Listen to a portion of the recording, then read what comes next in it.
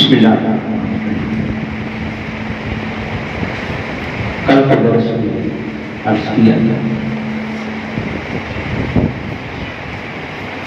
زندگی کی اصل کمائی کیا ہے؟ اچھی خوبیاں ہیں، صفات ہیں، کمالات ہیں، جس سے انسان سنورتا ہے اور سج جاتا ہے۔ اور اچھی خوبیاں حاصل کرنے کے لیے ضروری ہے کہ انسان پکے ارادے کا مالک ہو۔ جس شخص کا ارادہ کمزور ہو اور ٹوٹ جائے، نرمی کا شکار ہو جائے، تو وہ شخص کبھی بھی کسی بڑے کام کو سر انجام دینے کی قابل نہیں ہوئی۔ پھر یہ عرض کیا تھا کہ روزہ ایسا عمل ہے کہ جو انسان کے ارادے کو پختہ کرتا ہے، پکا کرتا ہے اور انسان کو نفس کے مقابلے کے لیے تیار کرتا ہے۔ آج بات میں عرض کرنا چاہوں گا کہ کسی بھی کام کو کرنے کے لیے ذہنی طور پہ تیار ہونا یہ شرط ہے۔ اگر انسان ذہنی طور پہ تیار نہیں ہے، آمادہ نہیں ہے، جسے آج کل کہتے ہیں کہ مائنڈ سیٹ کرنا، تو ذہنی طور پہ تیار ہونا کہ میں نے یہ کام کرنا ہے اور ہر حال میں کرنا ہے، تو جب تک انسان ذہنی طور پہ تیار نہ ہو، مائنڈ نہ ہو، تو کام کرنا اس کے لیے مشکل ہے بلکہ ناممکن ہے۔ اگر آپ نے 50 کلومیٹر کا سفر کرنا ہے اور یہ آپ کی نیت ہے اور آپ کے ذہن نے قبول کیا ہوا ہے کہ میں نے 50 کلومیٹر کا سفر طے کرنا ہے، تو آپ کر لیں گے، کوئی مشکل نہیں ہے۔ اور اگر ذہن بنا ہو 10 کلومیٹر کا اور طے کرنا پڑ جائے تو پھر آپ کو طبیعت میں ملال آئے گا، کیونکہ آپ اس کے لیے ذہنی طور پہ تیار نہیں۔ تو کسی بھی کام کو کرنے کے لیے مائنڈ سیٹنگ یعنی ذہنی طور پہ تیار ہونا اور اس کی سامنے والی مشکلات کو نگاہوں کے سامنے رکھنا یہ بڑا ضروری ہے۔ رمضان کا مہینہ آنے لگا تو حضور نے صحابہ سے کیا کہا؟ آقا فرماتے ہیں کہ صحابہ صبر والا مہینہ آ رہا ہے، یہ ہے مائنڈ سیٹنگ۔ کیا فرمایا؟ یعنی یہ مہینہ باقی تمام مہینوں سے مختلف ہے، جدا ہے۔ یہ کون سا مہینہ ہے؟ اور صبر ہمیشہ تکلیف پہ ہوتا ہے، مشقت پہ ہوتا ہے۔ اب جب حضور نے یہ فرمایا کہ صبر والا مہینہ آ رہا ہے، تو گویا حضور نے یہ فرمایا کہ اس مہینے میں مشقت کرنے کے لیے تیار ہو جاؤ، تکلیف اٹھانے کے لیے۔ اب جب انسان تیار ہو جائے گا تو پھر وہ مشکل کام مشکل نہیں رہے گا، کیونکہ وہ ذہنی طور پہ اس کام کے کرنے کے لیے تیار ہے۔ یہ جو امام علی مقام امام حسین رضی اللہ تعالیٰ عنہ کربلا میں پہنچے اور گھبرائے نہیں، اس کی وجہ کیا تھی کہ حضور نے بچپن سے حسین کے ذہن میں ڈالا ہوا تھا کہ اس نے کربلا میں پہنچنا ہے اور اس کے پورے خاندان نے حق و صداقت کے لیے شہید ہونا ہے۔ بے شمار احادیث ہیں۔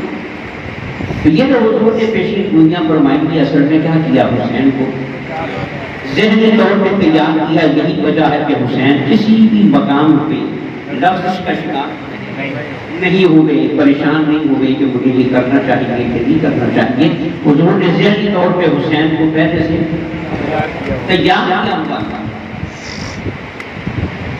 اسی طرح حضرت خالد بن ولید کا واقعہ آتا ہے جب آپ نے کفار کے لشکر کے سربراہ سے کہ بھائی آپ نے ہم سے کیا جنگ کرنی ہے؟ ہم تو آئے ہی مرنے کے لیے، ہم تو اور تم آئے ہو جان بچانے کے لیے، واپس جانے کے لیے، اپنے بادشاہ سے انعام پانے کے لیے۔ ہم جان بچانے نہیں آئے، ہم تو جان۔ تو یہ کیا تھا مائنڈ سے یہ ذہنی طور پہ تیار ہو کے آئے تھے کہ بچ گئے کیونکہ اللہ کا فضل ہوگا، ورنہ ہمارا مشن کیا ہے کہ ہم نے ابھی جب یہ جنگ کا ماحول بنا تھا میڈیا میں ان لوگوں نے کیا کہا کہ بھی ہم پاسپورٹ سے نہیں لڑ سکتے، اس لیے کہ ان کی تو زندگی شروع ہی شہادت کے بعد ہوتی ہے، ہم گئے تو گئے، اور یہ جب مریں گے یہ تو پھر سے ان کا جو مائنڈ سیٹ ہے کہ ہم تو زندہ ہیں، ان کو تو مرنے سے کوئی خوف نہیں، اس لیے ہم ان کا مقابلہ ان کے بعد یاد رکھیں کہ کسی بھی کام کو کرنے کے لیے سب سے پہلے ذہنی طور پہ تیار ہونا۔ تو حضور نے اس ماہ مبارک میں فرمایا کہ یہ کون سا مہینہ ہے، صرف روزے کا مہینہ نہیں کہا، تراویح کا مہینہ نہیں کہا، کیا فرمایا کہ اس کا معنی کیا ہے کہ صبر کرنے کے لیے کیا ہو جاؤ، تیار ہو جاؤ، مشقت کرنے کے لیے، محنت کرنے کے لیے، تو پھر جب تکلیف آئے گی تو پریشانی، کیونکہ ذہن پہلے سے بنا ہوگا کہ تکلیف تو آنی ہے، مشقت تو اٹھانی ہے، محنت تو کرنی ہے، تو پھر طبیعت میں کسی قسم کا ملال نہیں آئے گا۔ اور یاد رکھیں نفس انسان کو روکتا ہے، نفس انسان کو، یہ ہم پڑھتے ہیں نا قصیدہ بردہ شریف، ان کے اشعار میں ایک شعر ہے، اس میں امام بوصیری نے نفس کا مزاج بتایا۔ امام بوصیری فرماتے ہیں کہ نفس سے ڈرنا نہیں چاہیے، اور نفس کے کہنے پہ گھبرانا نہیں چاہیے۔ وہ فرماتے ہیں کہ نفس کی مثال ایسے ہے جیسے دودھ پیتا بچہ، جب 2 سال بچہ دودھ پی لے تو اس کا دودھ کیا کرتے ہیں، چھڑاتے ہیں۔ اب 2 سال سے بچے کی دودھ پینے کی عادت بنی ہوئی ہے، ایک محبوب بنا ہوا ہے، اب اس کا دودھ چھڑانا ہے، کتنا بچہ رہتا ہے، کتنی تکلیف ہوتی ہے، مگر 2-3 دن اس کے بعد پھر بچے کو یاد بھی نہیں رہتا کہ میں دودھ پیا کرتا ہوں۔ تو فرماتے ہیں کہ نفس کی مثال، شروع میں جب آپ نفس کی مخالفت کریں گے تو نفس روئے گا، چلائے گا، چیخے گا، شور مچائے گا، تب کرے گا، مگر صرف تھوڑی دیر کے لیے، اس کے بعد آپ بھول جائیں گے کہ نفس نے مجھے کیا کہا۔ یہاں سے یہ بات بھی سمجھ میں آ گئی کہ عادت کو بدلنا ممکن ہے۔ کیا بچے کی 2 سال سے عادت تھی جس کی، اس کا دودھ چھڑایا تو اس کی عادت، اس کا معنی یہ ہے اگر بچے کی عادت بدلی جا سکتی ہے جو ابھی شعور نہیں رکھتا، بڑے کی عادت، مگر تھوڑی سی ہمت کرنی پڑے گی نا، ہمت مرنا، مدد۔ تو یہ بات یاد رکھیں، رمضان کے مہینے میں روزہ رکھنا ہے، نفس تنگ کرے گا، تراویح پڑھنی ہے، نفس تنگ کرے گا، نماز پڑھنی ہے، نفس تنگ کرے گا، دیگر کام کرنے ہیں تو نفس رکاوٹ ڈالے گا، مگر ہمت مرنا۔ تھوڑی دیر کے لیے تکلیف ہوگی، پھر جب آپ ڈٹ جائیں گے تو پھر نفس شکست مان جائے گا اور آپ کے لیے راستہ کھل جائے گا۔ کل پہلا روزہ تھا، آپ کے ساتھ ہوا تو میرے ساتھ ہوا، پہلا روزہ ہے تو تکلیف ہوتی ہے، لیکن انسان کیا کرے، ظہر کے بعد بیٹھے ہیں، اونگ آنے لگی، روٹی آنے لگی، نفس کہہ رہا ہے کہ سو جائیں، آرام کریں، کچھ نہیں ہوگا، مگر تھوڑی سی کیا کی ہمت والے بن جائیں تو بولیں گے ہمت، تھوڑی سی کیا کی ہمت کی تو معمولات شروع ہو گئے، کام شروع ہو گیا۔ عصر کے بعد تو بیٹھے رہے، تلاوت کرتے رہے، افطاری کے بعد جب کھانا کھایا تھوڑی سی طبیعت میں تھکاوٹ آئی، 15 منٹ لیٹے، پھر جب اٹھنے لگے اب نفس نے کہا کہ نہیں، یہ تو بڑا ہوتا تراویحیں نہیں پڑھی جاتی ہیں، نیند بھی آ رہی ہے، طبیعت بھی بوجھل ہے، مگر کیا کی ہمت کی، مسجد میں آ گئے، 4 سنت بھی پڑھی، طبیعت بوجھل رہی، برس پڑی، طبیعت بوجھل رہی، پھر جیسے جیسے تراویح شروع ہوئی تو پھر طبیعت صحیح ہونا شروع ہوئی، اور جب 10 تراویح کے آپ ان کا کر رہے ہیں، شروع میں طبیعت بڑی بوجھل ہوئی، اور جیسے ہی آپ 8-10 تراویحیں پڑھ لیں گے تو پھر طبیعت، پھر جو نفس آپ کے پیچھے پڑا ہوا تھا نا شروع سے، وہ کہے گا کہ بھئی اب انگور کھٹے،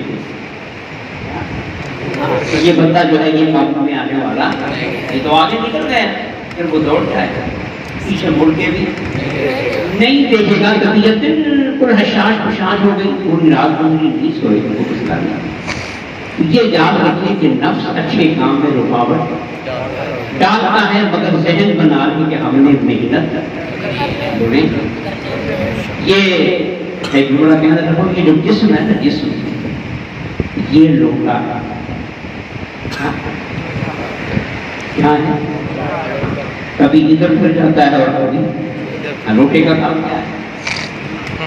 پاکستان کی سیاست میں لوٹے کا لفظ استعمال ہوتا ہے ان کے لیے، MNAs اور MPs کے لیے ہوا ہے۔ ادھر وزن دیکھا، ادھر ہو گئے، جہاں مفاد نظر آیا مطلب پورا ہوا، ادھر ہو گئے۔ ہمارے ایک کلاس میٹ ہیں علامہ عارف صدیقی صاحب، کبھی اسلام آباد میں سے ہوئے تھے، ان کو لوٹا چاہیے تھا تو وہ دکان پہ گئے، یہ نہیں کہا کہ مجھے لوٹا دے،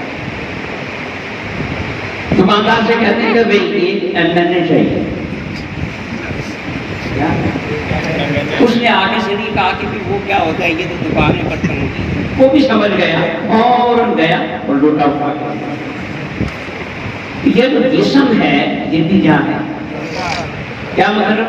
اگر آپ کمزور ہو جائیں گے اور نفس طاقتور ہو جائے گا تو پھر جسم آپ کا ساتھ کس کا دے گا؟